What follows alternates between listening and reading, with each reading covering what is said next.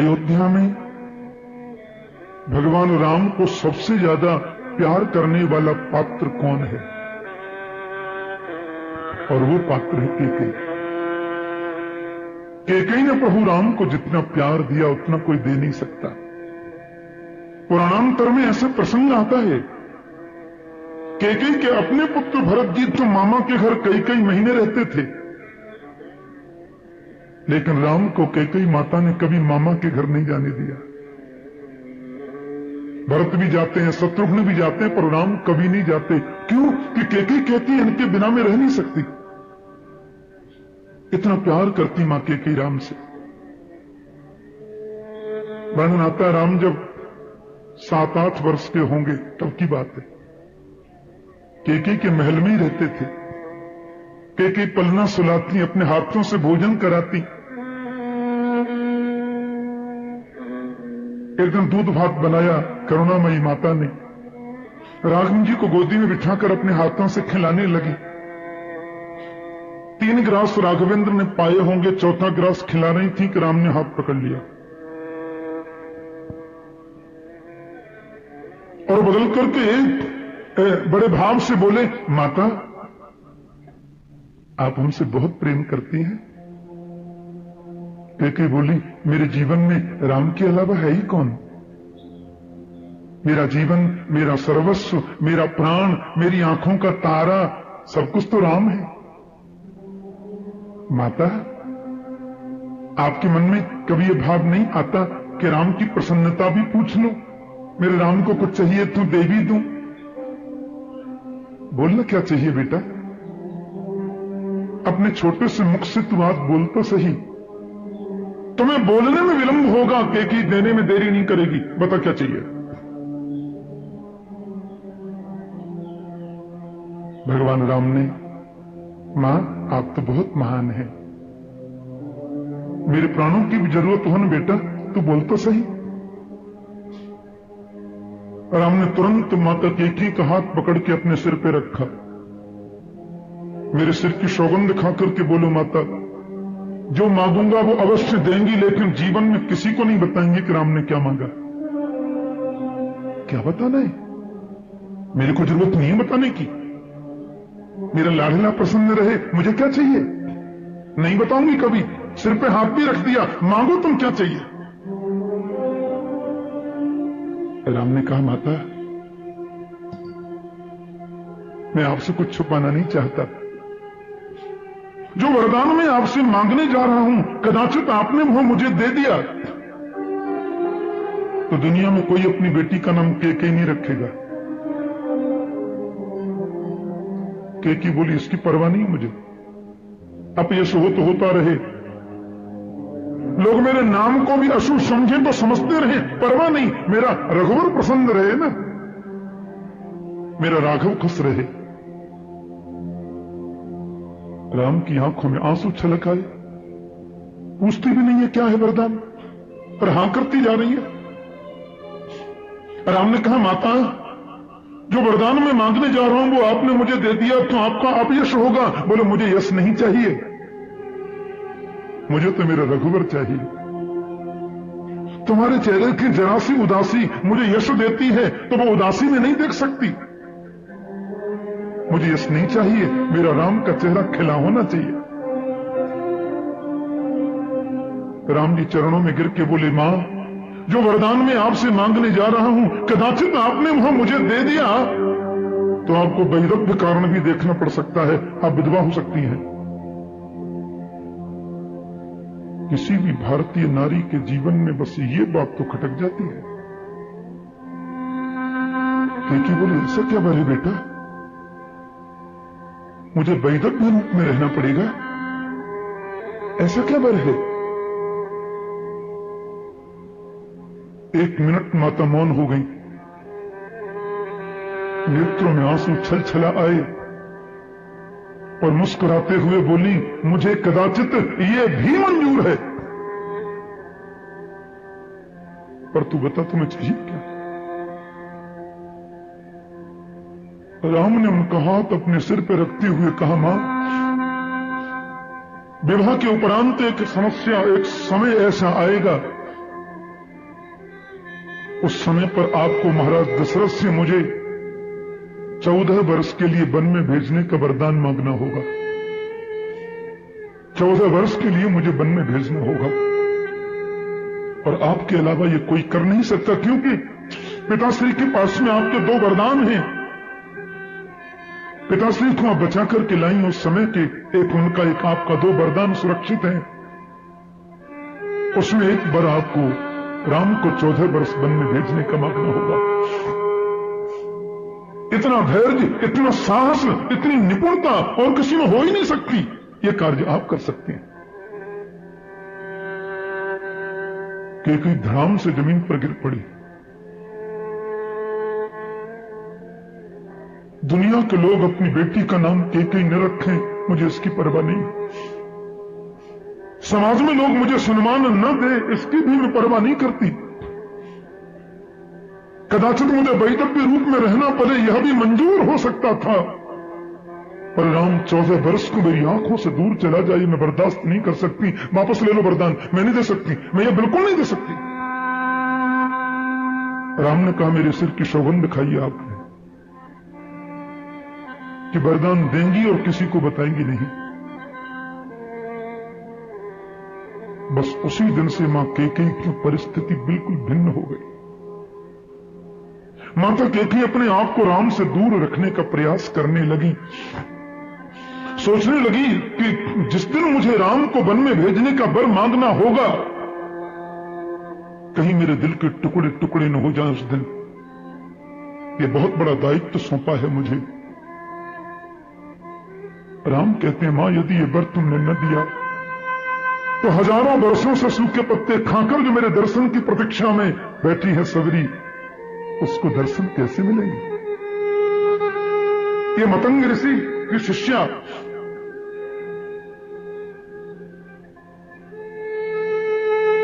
सर्वंग नाम का ऋषि, जिसकी हड्डियां सूख चुकी हैं मेरे दर्शन की प्रतीक्षा में, उन सबको तो मुझे दर्शन देना है।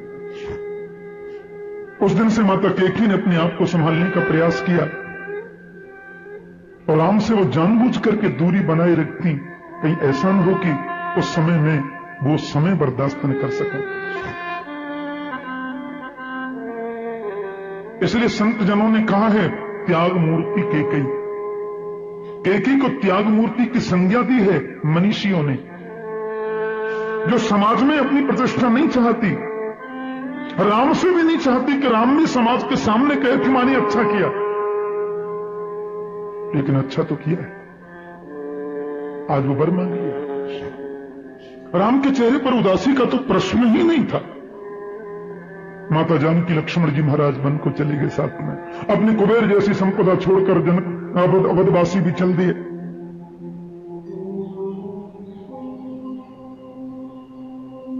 तमसा के किनारे सोते छोड़ करके राम जी पधारे, केवट ने पार लगाया। बड़ा उन्मत्त भक्त है कैसे केवट। भरद्वाज मुनि के आश्रम में आनंद देते हुए ऋषियों को वाल्मीकि जी से अपने आवास को पूछते हैं, और वाल्मीकि ने बड़ा सुंदर वहां तत्व ज्ञान कह दिया, राम को निवास बताने की मिस से पद्धति से, ऐसी भावना। और चित्रकूट पर पर्णकुटी बनाकर के राघवेंद्र प्रभु पास कर रहे हैं। निषाद राज ने आकर के सुमंत्र जी को सूचना दी और उन्हें आकर के दशरथ जी को यह बात बताई कि मैं चाहकर भी राम को लौटा करके नहीं ला पाया। तो राम राम कही राम कही, राम राम कही राम, तनु परिहर रघुबर विरह, राव गयऊ सुरधाम। दशरथ जी तो यही सोचते रहे, सो सुत बिछुरत गयऊ न प्राणा, को पापी बड़ मोर समाना। एक बार भी राम ने यह नहीं पूछा कि मुझे 14 वर्ष को वन में भेज रहे पिताश्री, मेरा अपराध क्या है, मेरी गलती क्या है। ऐसे राम के जाने पर भी मेरे प्राण नहीं निकले। और राम राम राम राम राम राम कहकर दशरथ जी जमीन पर गिर पड़े, प्राणांत हो गया। 6 दिन हुए थे राम को यहां से गए, इसलिए 6 बार ही राम राम का। संस्कार के उपरांत, क्योंकि भरत जी के अलावा ये कौन करे, भरत को सूचना भेजी, वे पधारे, संस्कार हुए। गोस्वामी तुलसीदास जी ने क्या गजब का वर्णन किया है दशरथ जी महाराज की शोक सभा में। वो दशरथ जी सोचनीय किसी भी पद्धति में नहीं है, सोचनीय नहीं कौशल राव। माता तो सती होने के लिए उद्यत है, लेकिन राम दर्शन की कामना, राम दर्शन का भाव दिखाया भरत जी ने। और आबाल वृद्ध वनिता, बच्चे बूढ़े जवान, पशु पक्षी जीव जंतु राम दर्शन के लिए चित्रकूट धाम पधारे। भरत जी महाराज पैदल भी पधारे, लेकिन कहते हैं रामो विग्रहवान धर्म है, राम साक्षात धर्म है। धर्म राम है और राम धर्म है। धर्म के संपूर्ण लक्षणों को यदि आपको देखना है तो राम के जीवन में देखें। धर्म का संपूर्ण लक्षण रामचरित्र में दिखाई देता है। लेकिन एक बात कहें, भरत जी की बोलने की बारी जब आती है तो राम को भी 1 मिनट सोचना पड़ता है। जब सब लोगों ने अपना आग्रह निवेदन कर दिया, राम जी महाराज मौन बैठे रहे, तो भरतलाल जी बोले, मैं आपको अयोध्या ले जाने का आग्रह नहीं करूंगा, लेकिन मुझे मेरे 2 प्रश्नों का जवाब चाहिए। वशिष्ठ जी बैठे हैं, जाबाली मुनि बैठे हैं, बड़े बड़े संत मनीषी तत्वज्ञ बैठे हैं वहां पर। राम जी बोले, कहो। मैं आपसे प्रश्न, पहला प्रश्न है, रघुकुल का नियम क्या है? राम जी बोले, बड़ा प्रसिद्ध नियम है, रघुकुल रीति सदा चली आई, प्राण जाहे बरु वचन न जाई। प्राण चले जाए लेकिन वचन से मुकरना नहीं, यह रघुवंश का नियम है। ठीक है। मेरा दूसरा प्रश्न है, आप वन में क्यों आए? आप वन में क्यों पधारे 14 वर्ष के लिए? बोले, आज्ञा हुई। क्या आज्ञा हुई थी?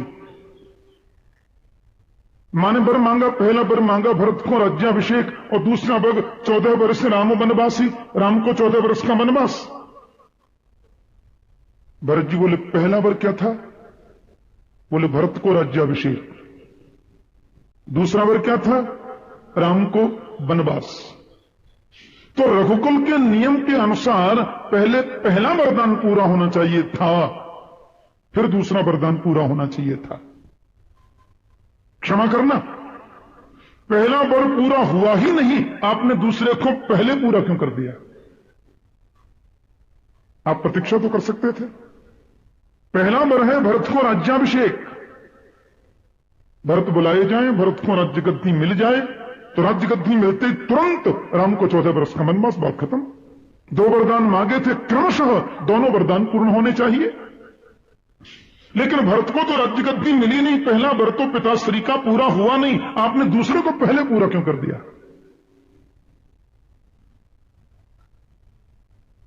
क्योंकि आपको यह तो करना नहीं था। राम जी जानते हैं कि ऐसा यदि होता तो वनवास कभी न होता। पहला वर होता भरत को राज्याभिषेक, और भरत जी राज्य गद्दी पर आसीन हो जाते, और राज्य गद्दी मिलते ही राजा अपना अभिभाषण प्रस्तुत करता है।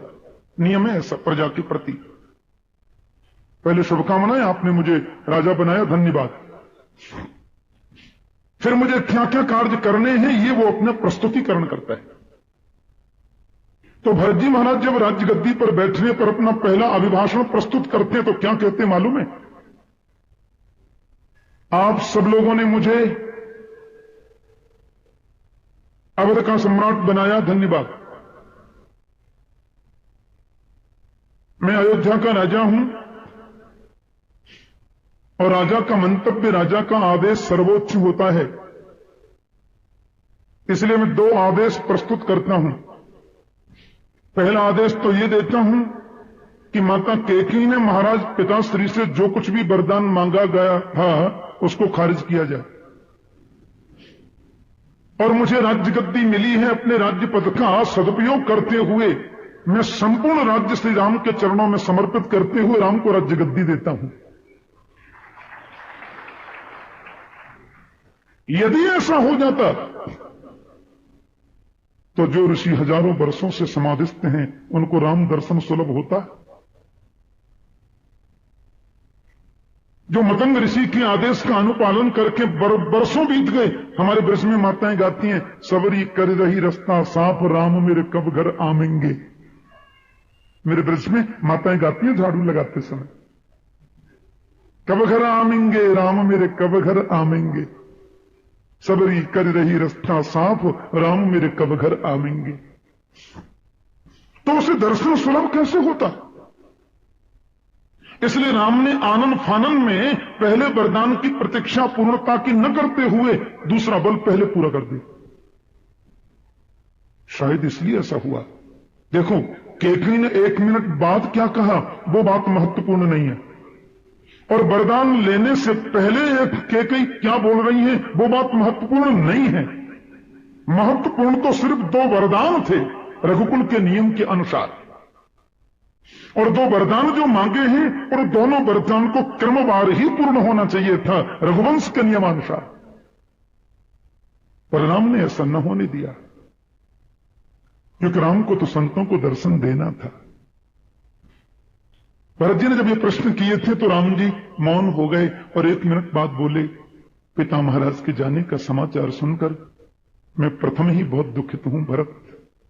तुम तो मेरा संबल हो, मुझे अपने धर्म के मार्ग से विचलित होने का आदेश मत करो। उस मार्ग पर मैं निर्विघ्नता से यात्रा पूर्ण करके वापस आ सकूं, ऐसी कामना करो। मेरे भाई हो तुम। और एक और बात कहूं, माता कैकेयी के बारे में एक शब्द भी मैंने भरत के मुख से कभी बाद में सुना, क्योंकि भरत जी ने कुछ शब्द कह दिए थे मां के बारे में। गोस्वामी जी ने तो घोषणा कर दी कि जाके प्रिय ने राम बैदेही तजिए ताहि कोटि बैरी सम, यद्यपि परम सनी तजो पिता प्रहलाद विभीषण बंधु भरत महतारी। राम के बन जाने के बाद भरत ने जीवन पर्यंत कैकेयी को कभी मां नहीं कहा।